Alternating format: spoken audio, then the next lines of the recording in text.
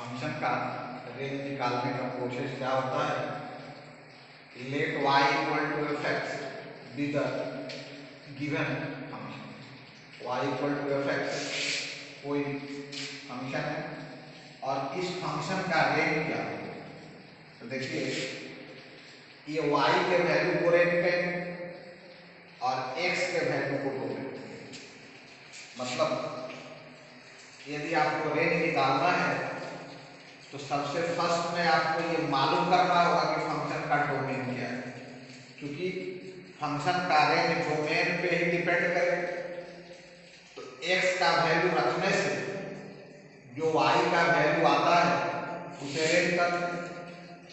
तो then values of y for which x is real, मतलब x के real होने से या x के डिफाइंड होने से जो y का वैल्यू होगा उसे ही रेंज बोलते हैं। मतलब रेंज का सिंपल मतलब समझेंगे कि y equal to F X कोई दिया हुआ फंक्शन है तो x को डोमेन बोलते हैं और x के वैल्यू को रखने से जो y का वैल्यू आता है उसे रेंज बोलते हैं। लेकिन यहाँ पर दिमाग में बैठा करके रखना चाहिए कि x का जो वैल्यू होना चाहिए वो रियल होना चाहिए या डिफाइंड होना चाहिए। तो जो y का वैल्यू आएगा उसे फंक्शन का रेंज है। जैसे आपके सामने दो एग्जांपल है, एक है y equal to root X square root function. तो स्क्वायर रूट फंक्शन में सबसे फर्स्ट में आपको ये मालूम करना होगा कि फंक्शन का डोमेन क्या होगा। तो आप यहाँ से ध्यान से देखेंगे बहुत सारे इसके पीछे वाले वीडियो में, उसके पीछे वाले मतलब बहुत सारे वीडियो में ये बात बताया गया है कि ये जो रूट वाला नंबर होगा उसका वैल्यू या तो 0 होगा या 0 से बड़ा होगा। x का वैल्यू 0 से छोटा आप रख नहीं सकते हो, क्योंकि x का वैल्यू 0 से छोटा रखने पर x नेगेटिव हो जाएगा। इसलिए डोमेन फंक्शन का क्या होगा, x greater than equal to 0, मतलब x का वैल्यू 0 होगा या 0 से बड़ा होगा। अब आप y का वैल्यू देखिए। तो अब आप यहाँ बताइए कि यहाँ पर आप x का वैल्यू 0 से छोटा रख नहीं सकते, तो सबसे छोटा वैल्यू x की जगह पर 0 रखिए। तो 0 x का वैल्यू 0 रखेंगे तो ये हो जाएगा root 0, y equal to root 0 मतलब y का मिनिमम वैल्यू होगा 0। और क्योंकि यहाँ पर कोई भी x का वैल्यू पॉजिटिव रखेंगे तो y का वैल्यू कुछ न कुछ पॉजिटिव आएगा, मतलब y का जो वैल्यू होगा वो 0 या 0 से बड़ा होगा। तो इसका जो डोमेन हुआ वो x greater than equal to 0, मतलब ऑल पॉजिटिव नंबर इंक्लूडिंग 0, और रेंज भी क्या हो जाएगा, ऑल पॉजिटिव नंबर इंक्लूडिंग 0। तो 0 से बड़ा या इंफिनिटी से छोटा, मतलब ये इंटरवल आएगा रेंज का 0 से इंफिनिटी, 0 पर क्लोज इंटरवल। और आपको बता चुके हैं इंटरवल वाले वीडियो में ये आपका है क्लोज इंटरवल। तो क्लोज इंटरवल को इस सिंबल से डिनोट करते हैं, ये हो गया ओपन इंटरवल इस सिंबल से। y equal to root x minus 1, तो x minus 1 greater than equal to, फिर से वही बात, जैसे यहाँ पर रूट x था तो x greater than equal to 0 था, यहाँ पर x माइनस 1 है तो x minus 1 greater than equal to 0, x greater than equal to. अब x का वैल्यू मतलब इस फंक्शन का जो डोमेन होगा वो 1 या 1 से बड़ा होगा।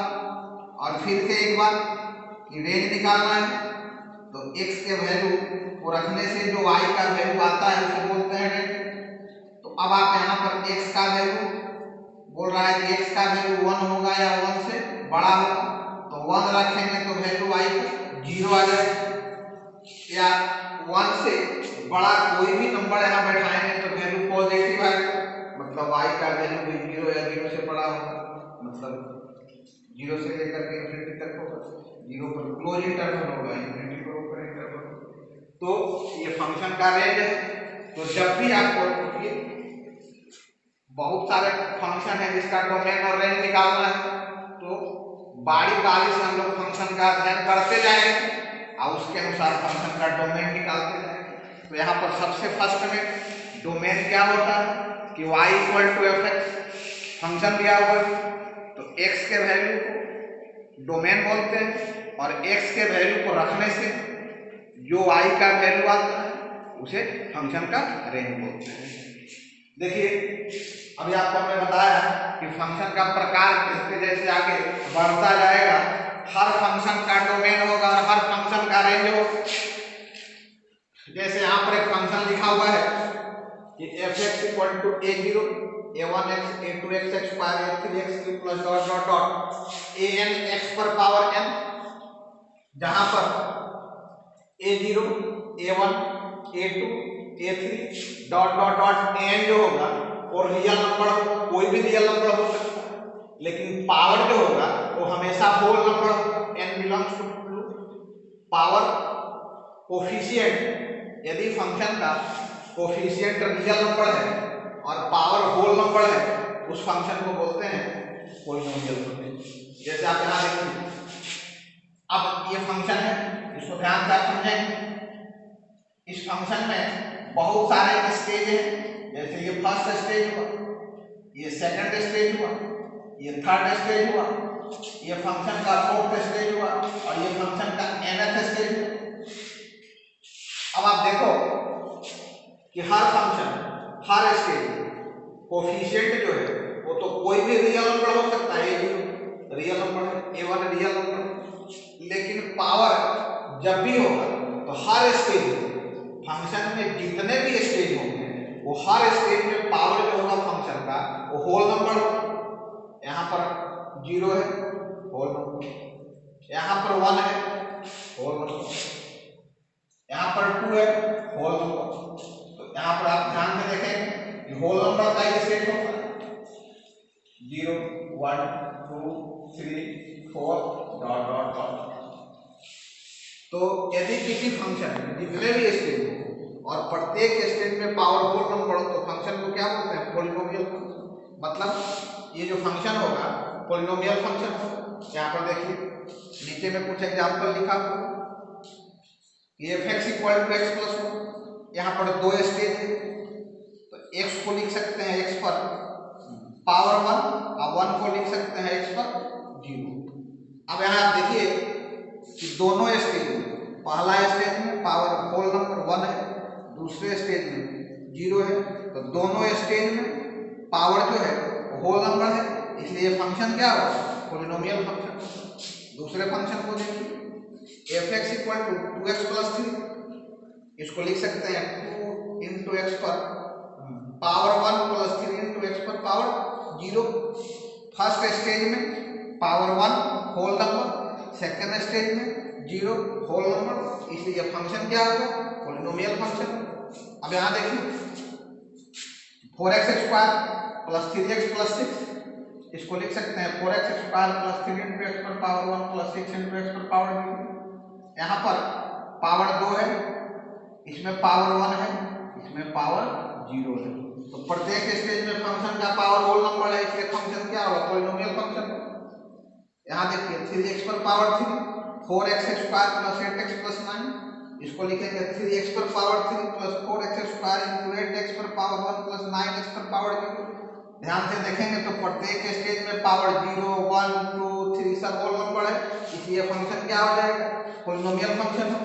और ये फंक्शन देखिए 9x पर पावर 1 प्लस 8x पर पावर 4 और 7 को लिख सकते हैं 7x पर पावर 0। यहाँ पर भी आप देखोगे तो प्रत्येक स्टेज में पावर होल नंबर, जैसे यहाँ पर x पर पावर 10 दिया हुआ, यहाँ पर 8x पर पावर 4 दिया हुआ, 7x पर पावर 0 दिया हुआ है। मतलब प्रत्येक स्टेज में फंक्शन का जो पावर है वो होल नंबर है, इसलिए फंक्शन क्या हो जाएगा पॉलिनोमियल फंक्शन। तो अब सवाल ये उठता है यदि फंक्शन पॉलिनोमियल होगा तो दो बातें दिमाग में बैठा कर रखना है कि जो भी फंक्शन आपको देखना है उसका डोमेन क्या होगा और रेंज क्या होगा। तो यदि फंक्शन पॉलिनोमियल होगा इसका डोमेन ऑल रियल नंबर होगा, और ऑल रियल नंबर मतलब सारे रियल नंबर जो भी आप लिख सकते हैं बोल सकते हो सारे नंबर और रियल नंबर को आर से डिनोट करते हैं। मतलब ये जो आर लिखा हुआ है इसका मतलब होता है all real number. All real number को इस सिंबल से भी लिखते हैं minus infinity to plus infinity. और चूंकि ये ओपन इंटरवल है, ये भी ओपन इंटरवल है, और ओपन इंटरवल को लिखने का दो तरीका होता है क्योंकि आपको इंटरवल वाले वीडियो में बता चुके हैं। और पॉलिनोमियल फंक्शन का रेंज भी आ होता है all real number minus infinity to plus infinity.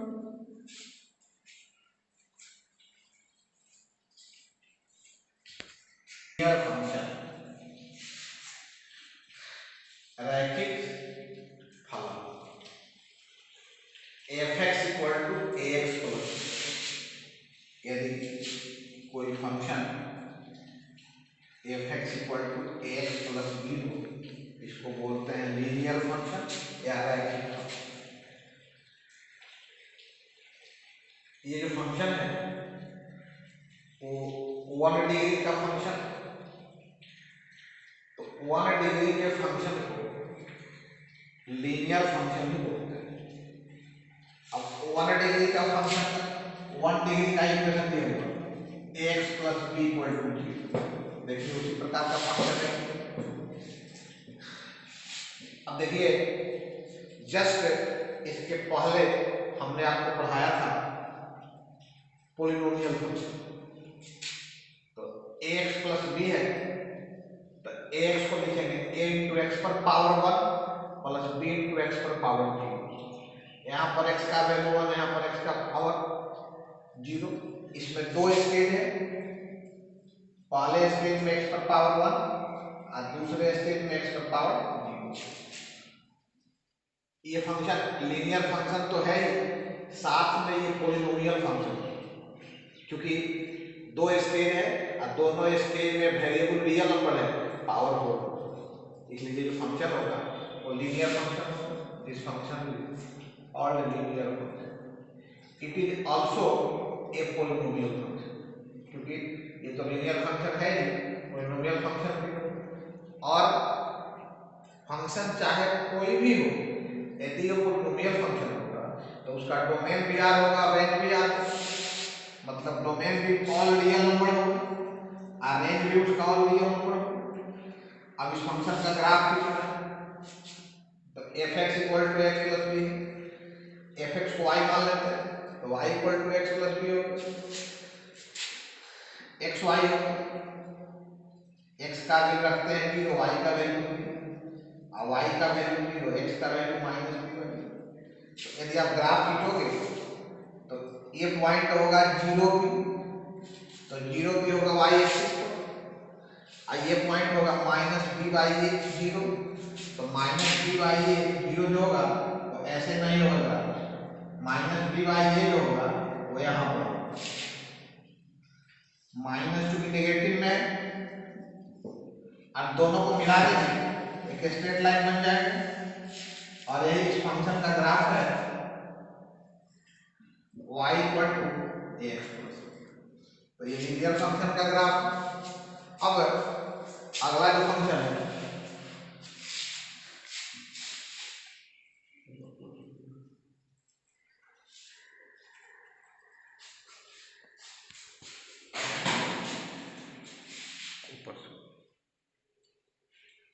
ऊपर से ऊपर नीचे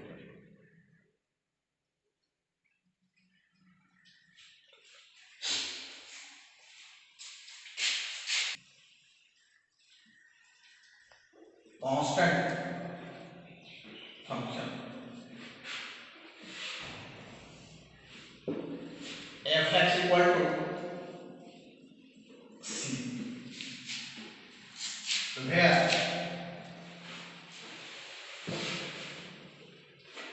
c is any real number, जहां पर c कोई भी रियल नंबर हो सकता है। अब देखिए कांस्टेंट फंक्शन तो ये है ही, इस फंक्शन को पॉलिनोमियल फंक्शन भी बोल सकते हैं। जैसे c को लिख सकते हैं c इंटू एक्स पर पावर 0, क्योंकि x पर पावर 0 का वैल्यू 1 होता है, तो c इंटू 1 फिर से सी हो जाएगा, तो सी भी लिख सकते हैं एस सी इंटू एक्स पर पावर 0 भी लिख सकते हैं। अब ये जो फंक्शन है ये पॉलिनोमियल फंक्शन भी है 0 डिग्री का, तो चाहे फंक्शन किसी भी प्रकार का हो, फंक्शन का जो डोमेन होगा वो आर होगा, और आर का मतलब हुआ ऑल रियल नंबर। अब फंक्शन का रेंज भी आर होगा। अब इसका ग्राफ कितना है, तो एफ एक्स इक्वल टू सी का ग्राफ कितना, एफ एक्स को वाई मान लेंगे, Y equal to C.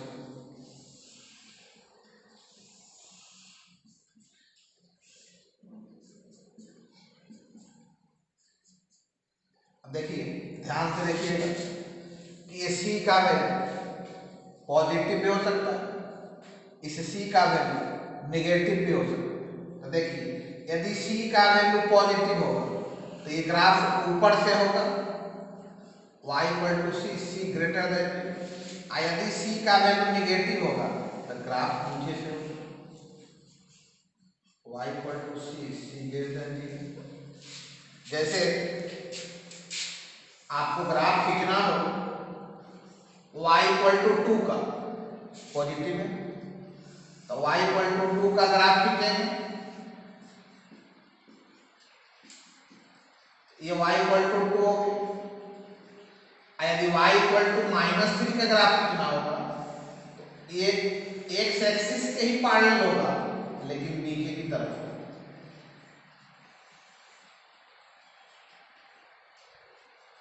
y equal to -3